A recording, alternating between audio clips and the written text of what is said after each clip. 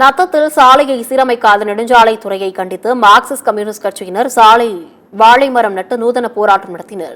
திண்டுக்கல் மாவட்டம் நத்தம் அருகே தேசிய நெடுஞ்சாலை ஆணையத்தின் அலட்சியத்தால் சாலையில் ஏற்பட்ட பள்ளம் தற்போது வரை சரி செய்யப்படாததால் மார்க்சிஸ்ட் கம்யூனிஸ்ட் கட்சியினர் சாலை நடுவே வாழை மரக்கன்றுகளை நட்டு வைத்து நூதன ஆர்ப்பாட்டம் நடத்தினர்.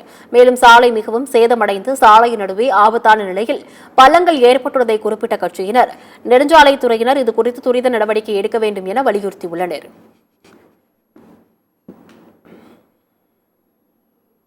சாலைகளை பராமரிப்பதற்கு நெடுஞ்சாலைத்துறையிடம் பல முறை தெரிவித்தோம். அது கேலா காதினராக இருந்த காரணத்தினால மார்க்சிஸ்ட் கம்யூனிஸ்ட் கட்சி இன்றைய தினம் அந்த பழுதான சாலைகளை செப்பனிட கோரி வாழைக்கண்ணு நடுற போராட்டத்தை அறிவிச்சிருந்தோம்.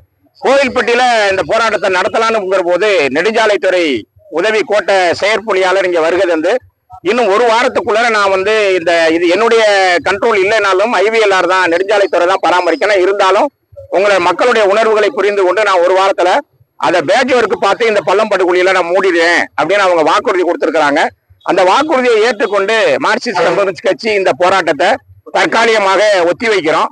இந்த ஒரு வார காலத்திற்குள்ள இந்த சாலைகள் செப்பனிடப்படாவிட்டால் மீண்டும் ஒரு முற்றுகை போராட்டத்தை நெடுஞ்சாலைத்துறை அலுவலகத்திற்கு முன்னால ஒரு முற்றுகை போராட்டத்தை நடத்துறதுக்கு நாங்க திட்டமிடுறோம்.